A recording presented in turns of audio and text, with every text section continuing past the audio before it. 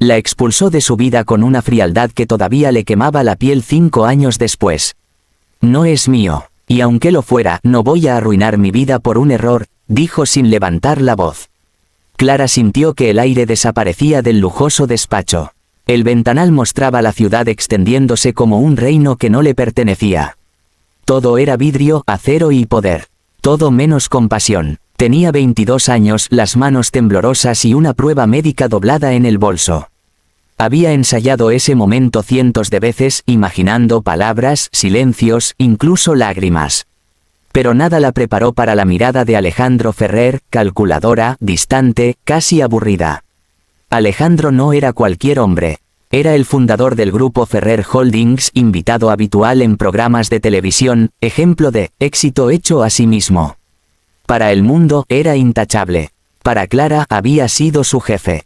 Y durante un breve, confuso y peligroso tiempo, algo más. Todo empezó de manera casi invisible. Reuniones largas, viajes de trabajo, miradas que se prolongaban más de lo debido. Clara siempre se dijo que no debía cruzar la línea. Sabía lo que significaba. Sabía que, si algo salía mal, nadie la defendería. Pero aquella noche, después de una gala empresarial con el champán fluyendo y la música amortiguando la razón, Alejandro dejó de ser el hombre inalcanzable. Fue cercano, vulnerable, humano, o eso creyó ella. No hubo promesas, no hubo palabras grandes, solo un error que ahora latía dentro de ella. Estoy embarazada, dijo Clara, rompiendo el silencio del despacho. Alejandro alzó una ceja como si hubiera escuchado una cifra equivocada en un informe financiero. ¿Estás segura de que es mío?, preguntó. La pregunta le dolió más que un grito. Asintió, incapaz de hablar. Alejandro se levantó lentamente y caminó hacia la ventana. Se quedó unos segundos mirando la ciudad como si Clara no existiera. Esto no puede salir de aquí, dijo finalmente. ¿Sabes lo que costaría un escándalo así? Clara dio un paso adelante. No quiero dinero, no quiero dañar tu nombre.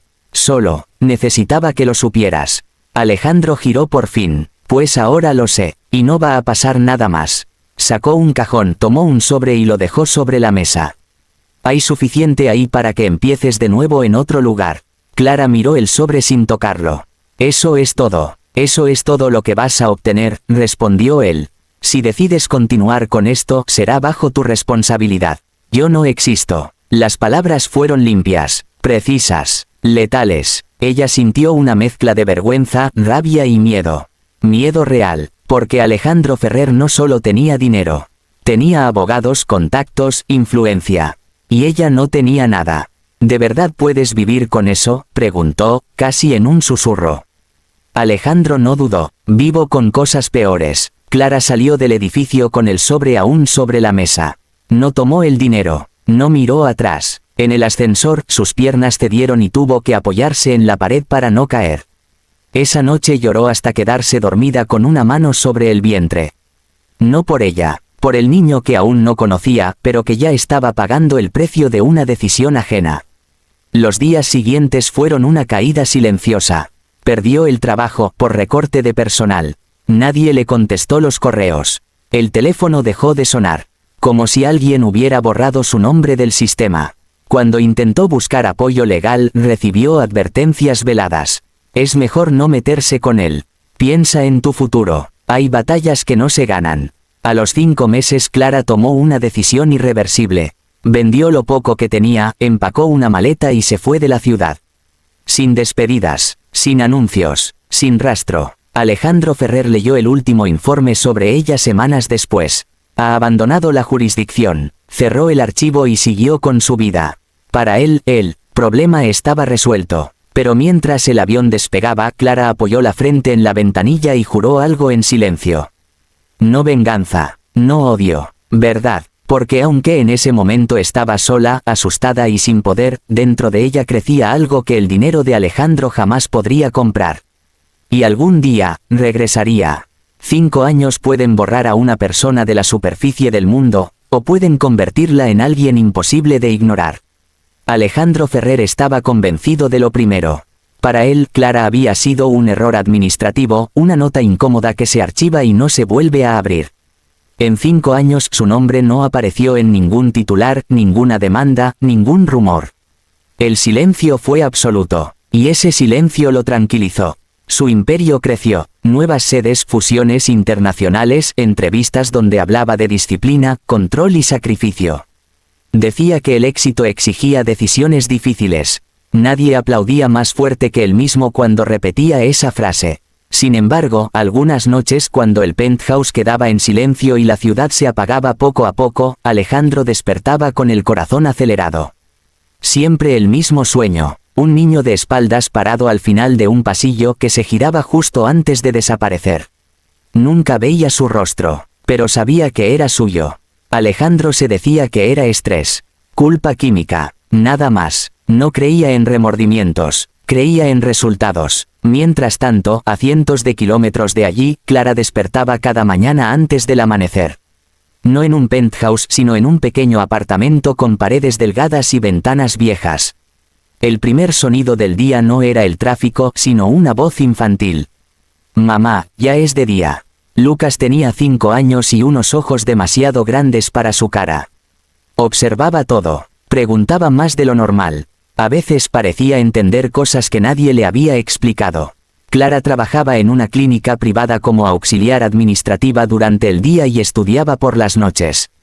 Había aprendido a vivir con poco, a estirar cada moneda, a no depender de nadie. Nunca habló de Alejandro, nunca usó su nombre. Para Lucas, su padre era una ausencia abstracta, una figura sin forma. ¿Todos los niños tienen papá?, preguntó una vez. Clara respiró hondo antes de responder. No todos, pero todos tienen una historia. Lucas no insistió, nunca lo hacía, solo asentía y seguía dibujando como si almacenara las respuestas para más tarde. Los médicos de la clínica empezaron a notar algo inusual. Lucas enfermaba poco, pero cuando lo hacía, los exámenes mostraban patrones extraños. Nada grave, nada urgente, solo, raro. Sería bueno hacer estudios más completos, le sugirió un pediatra un día. Por prevención, Clara aceptó, no tenía motivos para negarse. Los resultados tardaron semanas. Cuando llegaron, el médico la llamó a su despacho.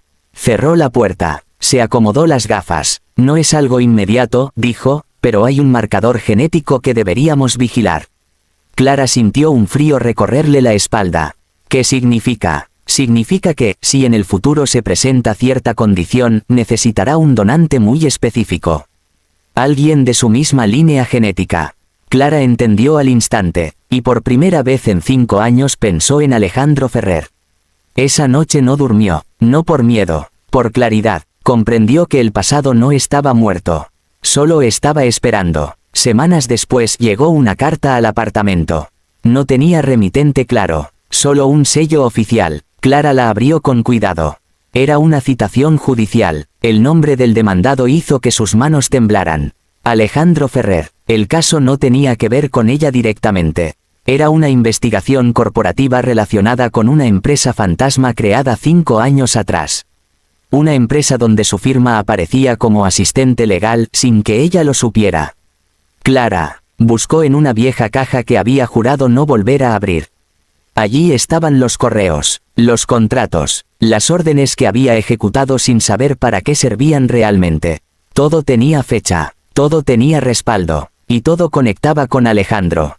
Por primera vez no se sintió pequeña, no se sintió indefensa. Tenía algo que no había tenido antes, pruebas. Miró a Lucas dormido, abrazando un muñeco viejo. Pensó en la palabra justicia. No como venganza, como equilibrio. Alejandro, en cambio, recibió la notificación con molestia. No con miedo. Sonrió incluso. Resuélvanlo, le dijo a su abogado. Como siempre, pero esa noche, el sueño volvió. El pasillo, el niño. Esta vez, el niño se giró un poco más. Y Alejandro despertó sudando con una sensación nueva en el pecho. No sabía por qué, solo sabía que algo se estaba moviendo. Y que, por primera vez en 5 años, el pasado estaba caminando de regreso hacia él. El murmullo de la sala del tribunal se apagó de golpe cuando Alejandro Ferrer levantó la vista. No fue el juez, no fueron los abogados, fue el niño. Estaba sentado junto a Clara con las piernas colgando sin tocar el suelo, observándolo todo con una calma inquietante. No jugaba, no hablaba, miraba, Y en esa mirada había algo que Alejandro reconoció con una claridad brutal.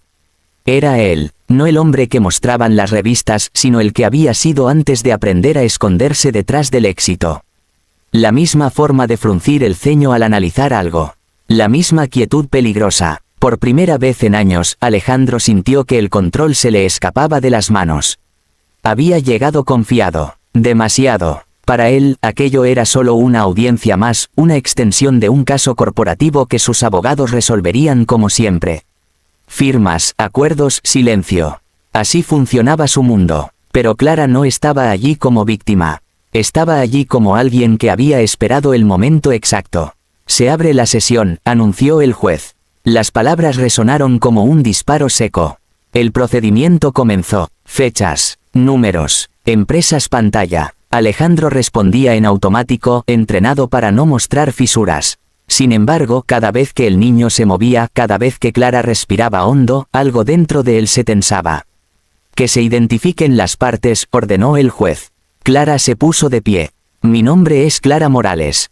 Comparezco como demandante, y como madre del menor Lucas Morales. Alejandro apretó la mandíbula. Solicito, continuó ella, el reconocimiento legal de la paternidad y la admisión de pruebas que han sido deliberadamente ocultadas durante 5 años.